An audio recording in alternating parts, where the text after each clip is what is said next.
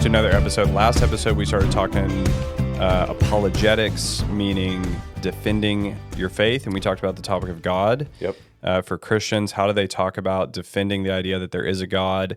And we kind of quickly got to the place of it's fairly easy to talk to someone who's maybe claiming that there is no God and get them to a place to at least say, okay, there might be a God. Yeah. It's a fairly absurd intellectual position to just say there's definitely no God. Yeah. Now, if someone does get to the point in a conversation where they go, okay, I didn't think there was a God. Now I definitely think there's a God. The question, really one of the big next questions is, has he revealed himself? Has this God actually wanted to show us who he is?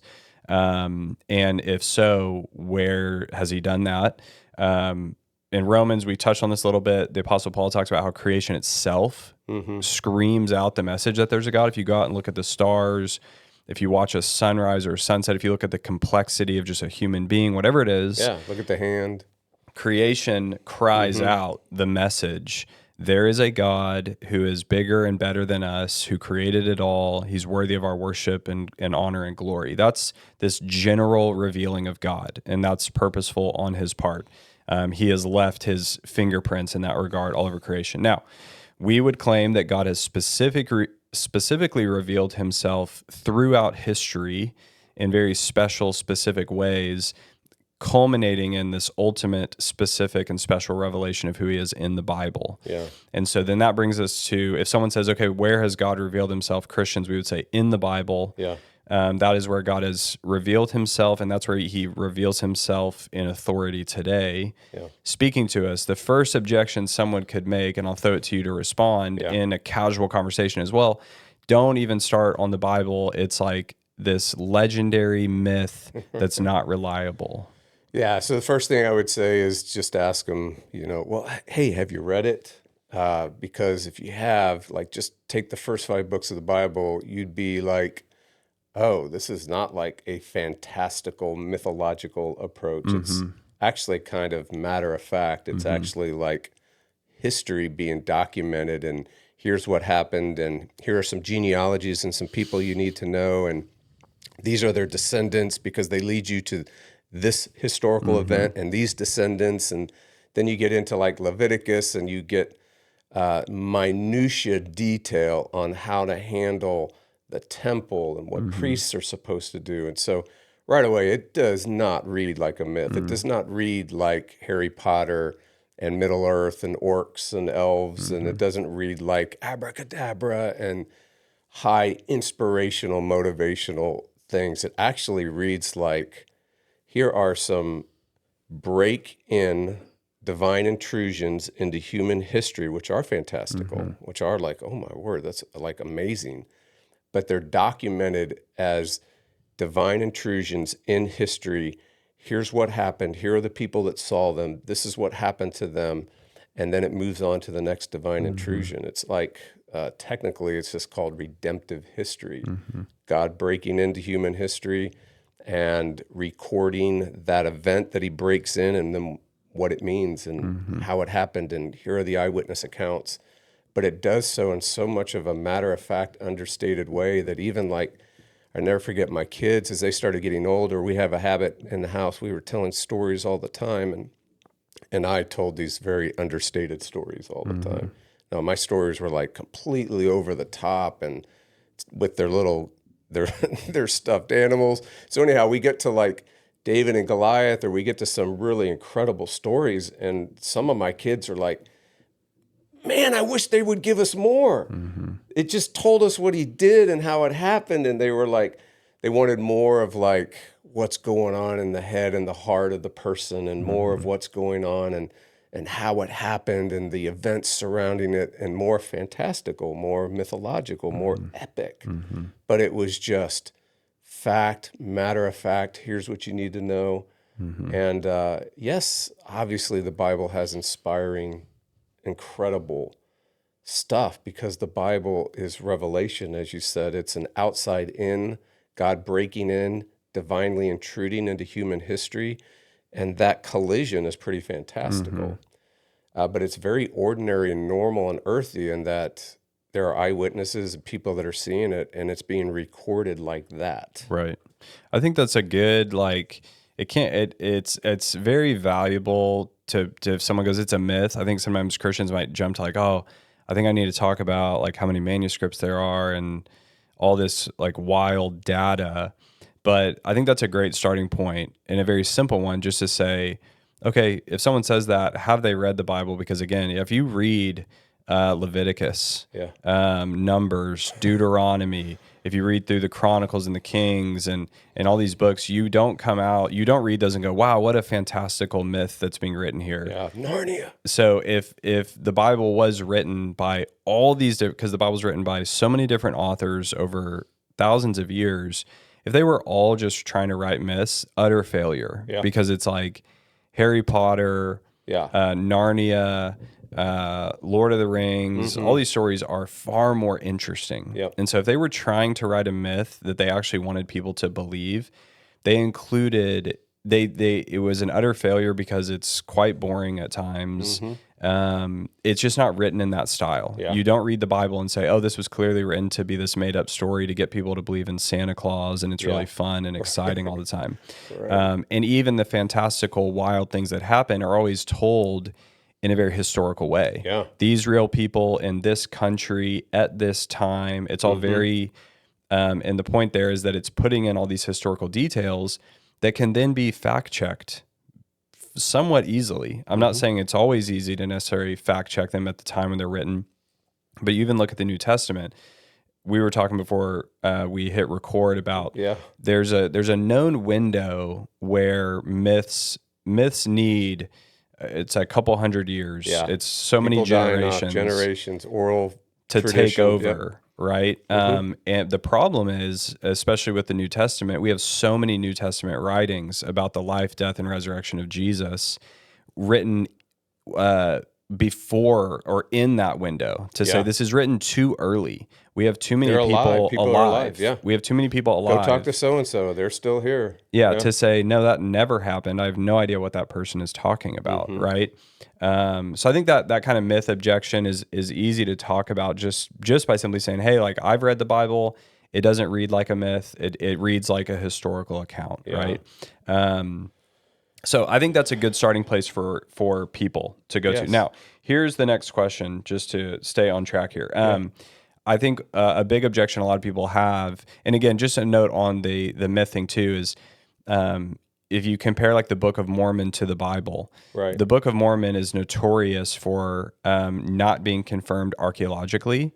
So it talks about, and I can't remember all the things, but it talks about money that's used that we can't find, that archaeologists still haven't found. Whereas you compare where the Bible will talk about certain kinds of money that are being used, even like what it looks like. Caesar is on this coin, and then archaeologists go, oh, lo and behold, we found that.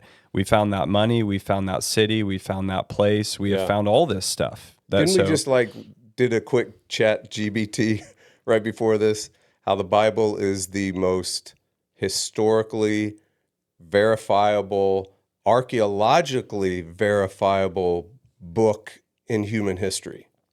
Okay. So just to compare to the Book of Mormon reads, especially if you just look at the lens of archaeology would say it seems like a lot of this is made up in the book. It seems like someone sat down, like Joseph Smith sat down and just started making stuff up. And he was like, there's this coin and there's this place. And you're like, well, we can't find any of that historically.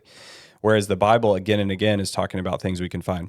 Now, someone might say, okay, maybe that's true. It was not written to be a myth. Maybe it was written to record historical events from front to back.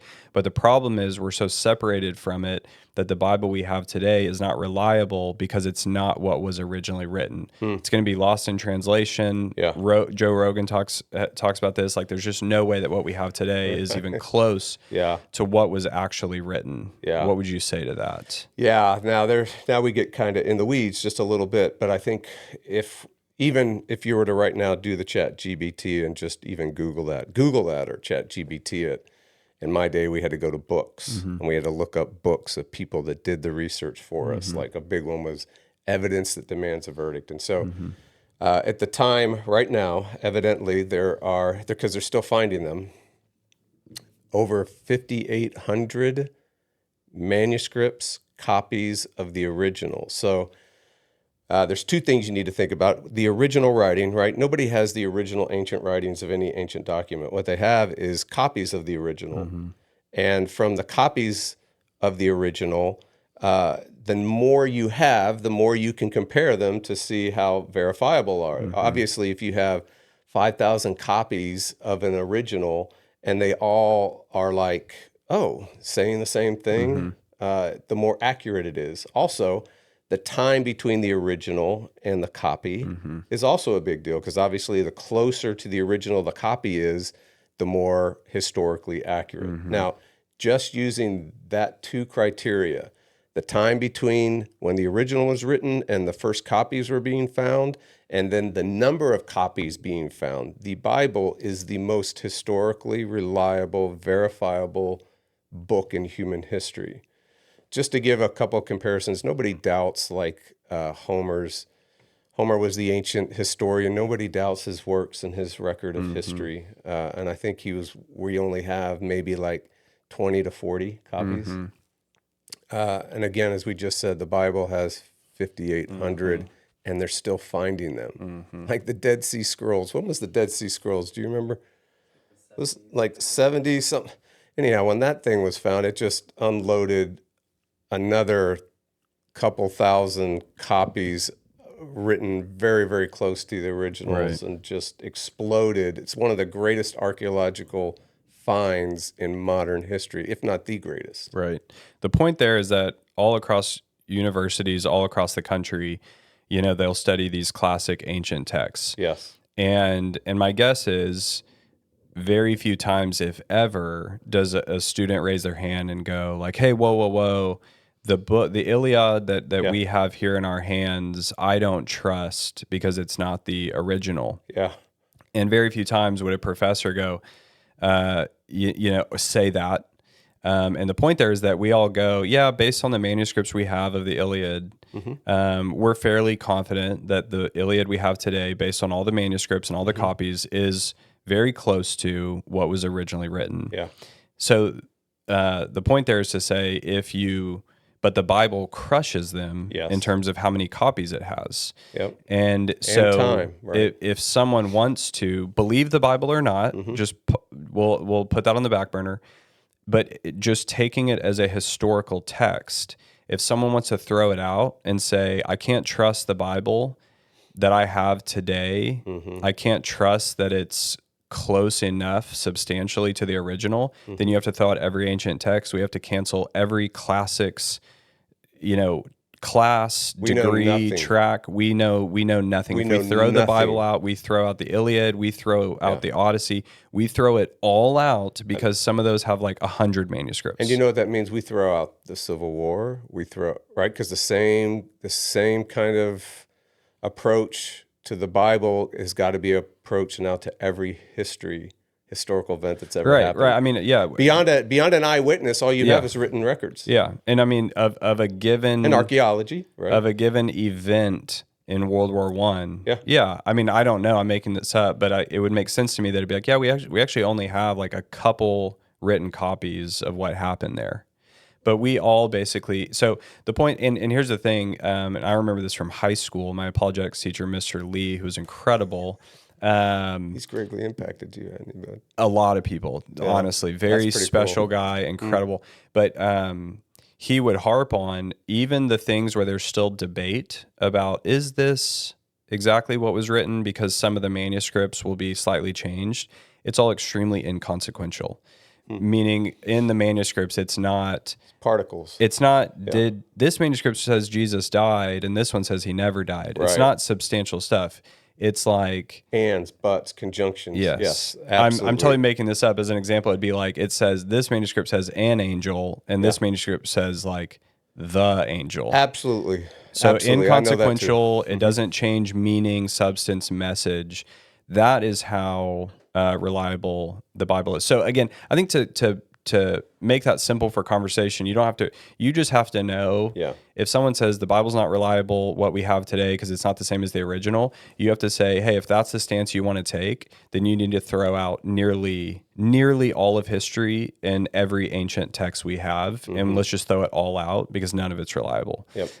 But if you think the Iliad that we have today is reliably the same as the original autograph, the original pinning of it, then you absolutely have to trust that the Bible we have today is reliable in that regard. Yeah, that's good. All right, let's talk to kind of start landing the plane a little bit. Yeah. I want to talk eyewitness stuff because I think someone could say, okay, the Bible's reliable and that what we have today, that it's this historical account. It wasn't written to be this mythical thing.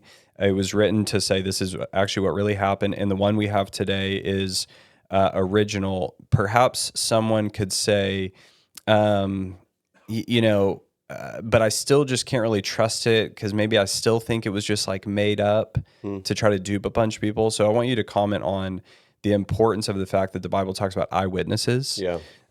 Even historians outside of the Bible confirming things and how that helps, you know, bolster the fact that it's reliable. Yeah, so I'll like say in the account in Paul where he talks about that Jesus appeared to more than 500 people. And then he even lists some names of people that were like, well, I don't know who that is, and I don't know who that is. And even when you get into the gospel accounts, which are recording the final days of Jesus, his death, his resurrection, you get these names of people that nobody knows. But the people in that time knew, because the records were being written within the lifespan of the actual eyewitnesses. So when the Bible says there were over 500 people that saw Jesus, Paul's telling you, the original person that he's writing to, the original reader, the original church, he says, if you want to verify this, go talk to them. And so the eyewitness account is absolutely huge, because in the Bible is even within its own belief system values eyewitness accounts for history. And even in every culture and judicial system, we value the eyewitness account to give an accurate for prosecutions or to set someone free, right? So the Bible is very aware of that, and its tradition's very aware of that. The culture in that day was very, very big on eyewitness accounts, just like it is today, to verify something being true or not. So you have an event that's happening in an event that's happened in history, and the Bible comes in and records the event and records some of the eyewitnesses, what they saw. You know, what did you see? And some of it's recorded, and then it mentions their names, and then that record is being written to a group of people, and so that group of people are like, some of them 25 years, 30 years after the event. The writer's basically saying, go ask them. Do you want to know what happened when Jesus appeared on that mountain? Go talk to Cyrus, or go talk to one of these folks. And that plays out not just on the resurrection of Jesus, which is huge because that's where you want to start, but it plays out on almost everything that happens in the New Testament. And then in the Old Testament, now you're going on, you know, obviously by the time the New Testament's around, no one's alive that was actually there in those events. You can't go back to Pharaoh, and you can't go back. But what's fascinating too, because we were just talking about history, there's this amazing account of a king Sennacherib of Assyria. And he came to destroy Jerusalem. He came to destroy them. And he surrounded the city, and the Bible records that an angel went out and slaughtered the whole army. And the Assyrians were notorious for always being very epic, mythological, spectacular. Like when their king did something, it was, oh, the king. It was almost like you're in Middle Earth. So their historical record was like, like a Harry Potter reading, and you're like, how much can you really believe of the history because it's so over the top? The Bible was like they were slaughtered, 185,000. Yeah. Well, in the ancient records of the kings, the scribes in that deal, it says that he went to go get Israel, and then all of a sudden he came back with not an army. And it was just boop. Yep. So there's a hostile source that came to destroy an Israelite culture, right? And it records and verifies something happened. Yeah. And so you got lots of those kind of cross references: Yep. Josephus, Yep. Philo. We even outside of the Bible have historical accounts, believe the Bible or not. We have historical accounts outside of the Bible confirming there was a man, Jesus. He died. He was crucified.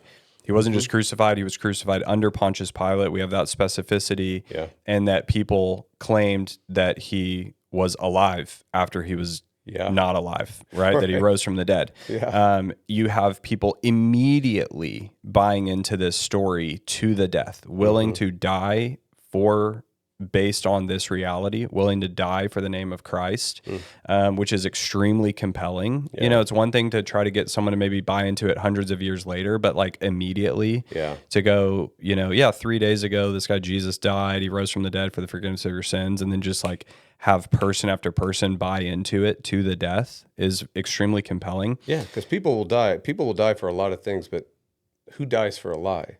Yeah. Who dies for like a known, like, I actually, there was not this man Jesus walking around performing miracles for the last few years. Nobody knows who that guy's talking about, right? But I'm going to go to the death for it here pretty soon, right? So that's pretty tough that's very compelling that kind of movement picks up that kind of steam so quickly. And then again, just to go back again, the Bible, if you're trying to make up something, you're pretty stupid to include real people in real time right away, because those people can just come forward and be like, hey, that's not true, right? And then everyone in the village is like, yeah, we know Tom is like pretty insane. He's making up all these wild fairy tales about Jesus. All these conspiracy theories. Right. And I think, too, it even reminds me of C.S. Lewis. I can't remember, he calls it chronological snobbery, where we often think we are smarter than everyone in the past. Yeah. We have to remember, like, the people living in Jesus' day weren't stupid. Let's go back in history and like, I'd be interested to know what the culture was like who built the pyramids. Yeah. These were not stupid people. They weren't people that you're like, this guy Jesus rose from the dead, and they're I don't like, think we still can make a pyramid, can we? Yeah, we don't know how they did it. So, but the point there is to go like, it's not like, I think sometimes in order to buy into this idea that like it was just made up and they believed it, you have to have this snobbery, as C.S. Lewis would say, to be like, they were just so stupid. Yeah. It's like they weren't. They were people just like you and me. Yeah. They were just these like dumb peasants who were like, oh, he rose from the dead? Okay, I'll die for that. Yeah. No, people were people just like we are people. Yeah. Like take Bigfoot, for instance. Like there's videos, there's audio recordings, there's eyewitness accounts. But Bigfoot is still one of those things where just as people, we're like, I don't know, so how much more, like, think of how skeptical culture is to Bigfoot. How much more were people going to be skeptical when they said, worship Jesus? He died, he rose from the dead, now give your entire life to him. Nobody had a concept of a resurrection from the dead. No belief system in the day. You don't just sweep over an entire people group and culture across continents and nations who just are all like, okay, we're just idiots. No, there was going to be massive skepticism. I wanted to read this too, and we'll kind of wrap it up. Yeah. Because I think this is a good example of what we mean, kind of summarizing everything we're trying to say about how the Bible is like aggressively historical. It's aggressively not mythical. It's aggressively not like we're trying to make stuff up. We're just literally trying to record and put pen to paper about what is happening and what just happened. This is how the Gospel of Luke starts. This is how Luke, the writer, starts. Inasmuch as many have undertaken to compile a narrative of the things that have been accomplished among us, just as those who from the beginning were eyewitnesses and ministers of the word have delivered them to us, it seemed good to me also, having followed all things closely for some time past, to write an orderly account for you, most excellent Theophilus, that you may have certainty concerning the things you have been taught. It's just interesting if you think about, the Gospels are just these made up myths. Think how he started that. Yeah. You guys know, he's saying, y'all know that a lot of people have been trying to put pen to paper and create orderly accounts of the life and times of Jesus.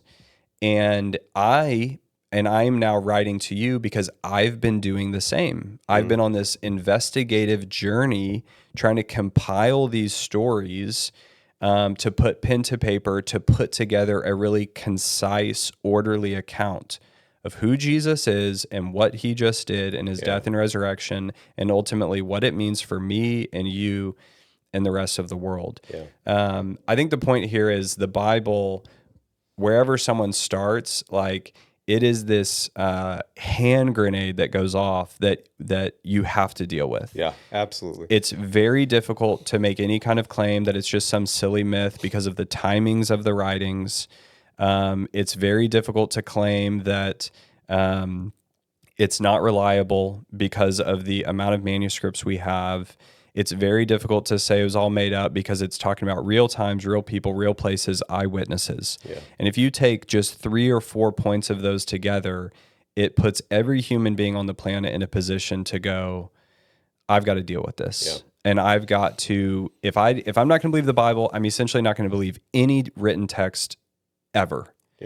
And so I have to deal with this, and I have to make a decision. Like, am I going to read the Bible and trust what it says and then respond to it, either in rebellion against the God of the Bible or in acceptance of him, or not? But it's got to be reckoned with, I think, is the big idea. Absolutely. And so what we're basically, I think what's very, very helpful is that the uniqueness of the Bible is showing itself. The uniqueness of Christianity is showing itself. If you are really investigating and you're trying to look at all the different religions of the world, the belief systems and philosophies of the world, the Bible and Christianity is a great place to start because it's so unique.